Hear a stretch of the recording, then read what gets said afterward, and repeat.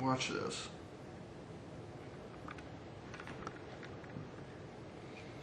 This is my hot connection.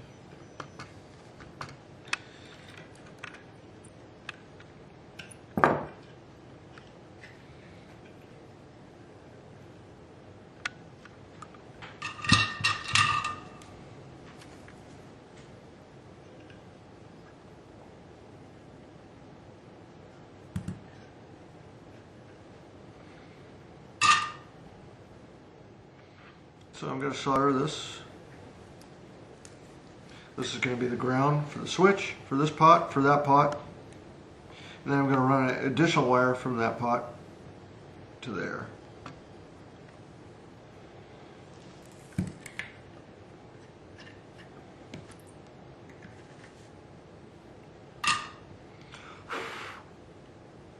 I want to be careful about heating these pots too long or with too big of a hot iron. If you get them too hot and you spin the shaft, you'll feel it feels like it's got sand in it. And that means you burned it up.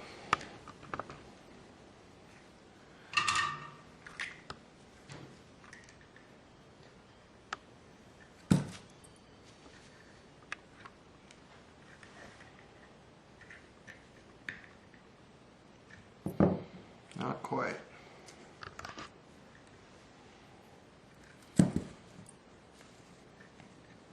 There we go. So I got a nice, good sized puddle there. I've lost my wire. I found my wire. So I'm just going to cut a little piece like this.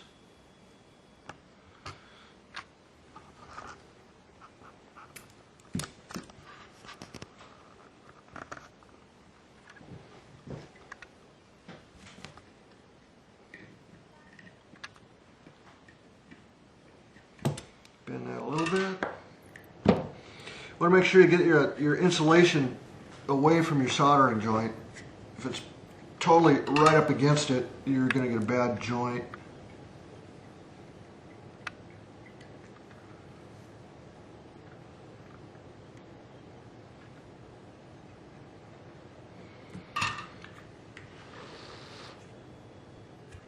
Beautiful.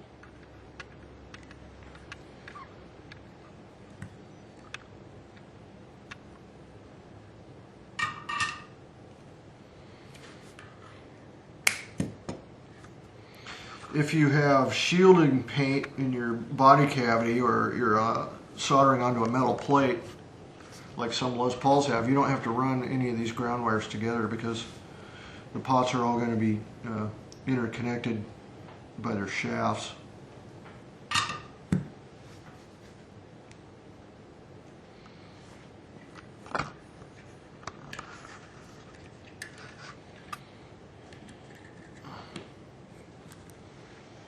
It's a little tricky.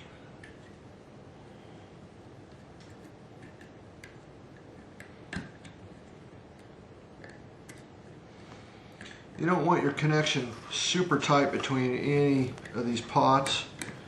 You don't want a wire stretched tight without any kind of strain relief or slack, because if the pot gets loose and it moves, you're going to break your joint if it's totally tight. So notice how I have this cap up in the air like this. That gives it some strain relief. And I have, this is a heat sink. This is made out of aluminum. And I can hook that onto the lead wire of the cap like that, and that'll keep the cap from getting too hot. So you can see this better.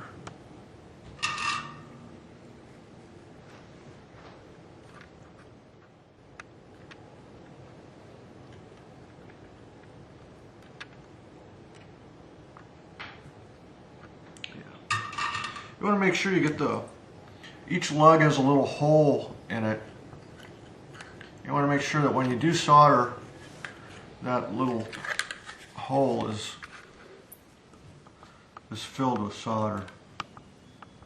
But you don't want to get so much solder on it that it runs down the lug down into the pot. If you put too much solder on it, it'll just run right down to the pot, and then you'll blow your pot, and it'll be no good. I've done it. It's possible to do.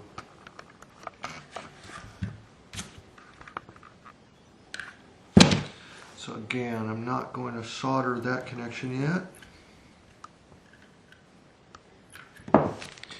And this extra lug on this volume pot, that's where the pickup goes to.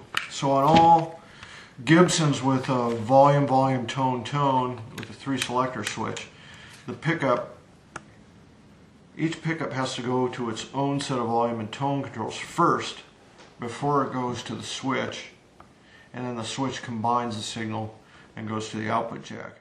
2 pickup guitar with 1 volume, 1 tone, the pickups are going to go to the switch first, then to the volume and tone. If you have a 2 pickup guitar or a 3 pickup guitar, and each pickup has its own volume and tone, then each pickup has to go to its individual volume and tone before it goes to the switch, where they're combined and they go to the output jack. That's how that works. Ah, yes. Which one goes to which lug on this switch? Okay. This is the playing position. So normally the rhythm, or the closest to the neck, is closest to the player. The pickup that uses the knobs farthest away from the player with the switch in that position is the bridge. So this set of knobs is for the neck pickup. So that's the neck pickup.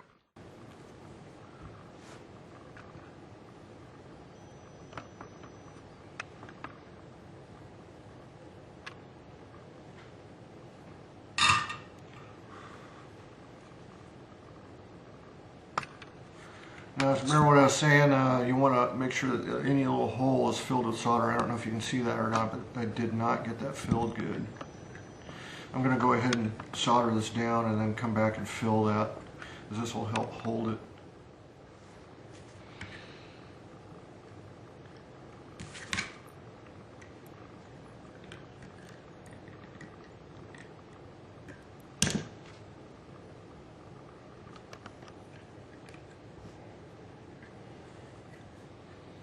Again, I'll put my heat sink on the cap.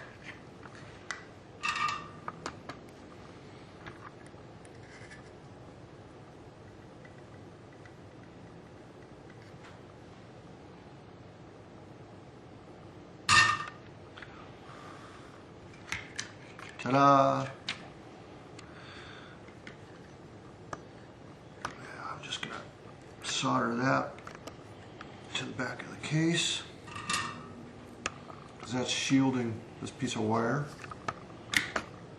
Is all that's doing.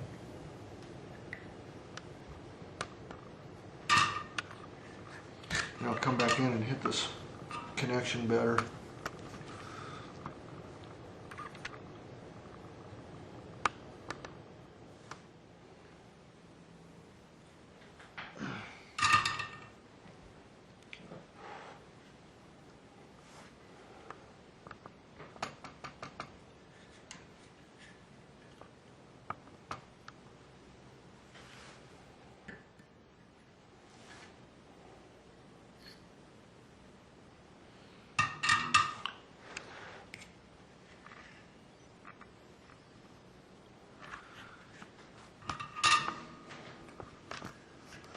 Not quite. I gotta get that hole filled.